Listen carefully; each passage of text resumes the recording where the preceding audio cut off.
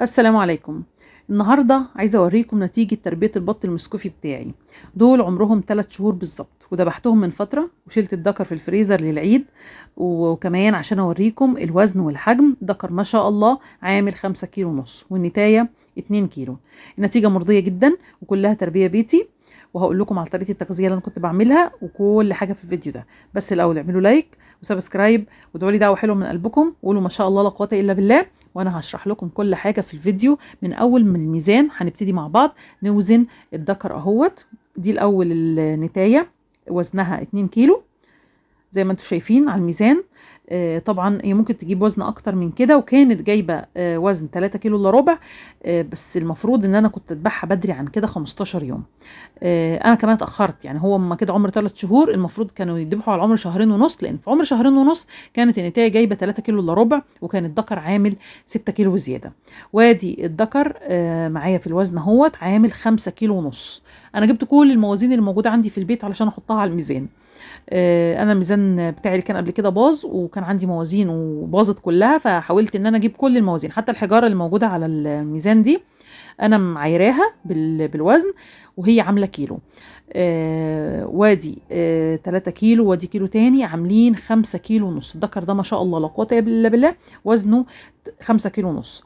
انا مشيت معاهم على نظام تغذيه بسيط وموفر جدا. في الاول خالص كنت باكل علف بادي لمده 25 يوم، وبعد كده غيرته وخليته علف نامي عادي زي اي فراخ. بعد ما كبروا شويه غيرت النظام علشان اوفر. بقيت الصبح بحط لهم علف نامي بروتين 21% صافي، والعصر وجبه عيش مبلول مع سرس، ودي كانت الوجبه الاساسيه بتاعتهم. وبالليل كنت بحطهم علف صافي تاني، علف بروتين تاني صافي. النظام ده وفر معايا كتير قوي في الفلوس وفي العلف، وفر معايا كمان في العيش والسرس، وبيخلي لحم الطعم اللحم بتاع البطه جميل جدا وما فيهوش اي زفاره. اهم حاجه الوجبات منتظمه وفي مواعيد ثابته. البط كان متعود ومستني وجبه الاكل اللي انا بروح له بيها. النتيجه قدامكم زي ما انتم شايفين، بعد 3 شهور بس الذكر وصل 5 كيلو ونص، والنتايه 2 كيلو. الوزن ده ممتاز جدا للتربيه البيتي. البط المسكوفي بيستحمل وبيكبر بسرعه. اهم حاجه الميه النظيفه والتهويه والشمس. ما شاء الله وزن الكبده يعني واصل بتاع 200 جرام، انا ما وزنتهاش الحقيقه، بس كانت عماليه كف ايدي. ما شاء الله لا قوه الا بالله، يعني تنفع اكله في يوم. انا قطعتها كده جزل وبقيت اعملها. فما شاء الله لا قوه الا بالله. ودي كبده الذكر البط، ودول نتايتين. واحده وزنها 2 كيلو وواحده وزنها 2 كيلو وربع، النتايتين اللي جنب الذكر دول. اللحم بتاع البط المسكوفي لحم احمر وما فيهوش اي دهون، مش زي البط البلدي. البط البلدي بيبقى فيه شويه دهون. وطعمه ما شاء الله. ودي كانت تجربتي مع البط المسكوفي في البيت.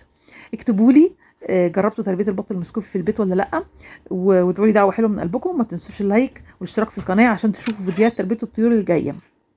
ان شاء الله الكام يوم اللي جايين هجيب بط مسكوفي صغير، وهنبداه مع بعض اول باول كده عشان اللي عايز يربي. وهجيب كمان كتاكيت صغيره رزي، وهنربيهم مع بعض. انا حجزتهم وان شاء الله كام يوم كده وهجيبهم. وانا هنا بوريكم فرق الحجم ما بين ذكر البط 5 كيلو ونص، وما بين النتايتين واحده عامله 2 كيلو وواحده عامله 2 كيلو وربع. اللهم بارك. زي ما احنا شايفين الحجم ما شاء الله لا قوه الا بالله، وغير ان الطعم جميل جدا. شلته بقى في الفريزر الدكر ده عشان العيد، والعيد عدى الحمد لله، واكلنا الدكر بألف هنا وشفا. وكان ما شاء الله لا قوه الا بالله وزع جامد، وكان الصدر ده ما شاء الله يتقسم على 4 من كتر ما هو كبير. ما شاء الله لا قوه الا بالله. يا رب يكون فيديو النهارده عجبكم، والسلام عليكم ورحمه الله وبركاته.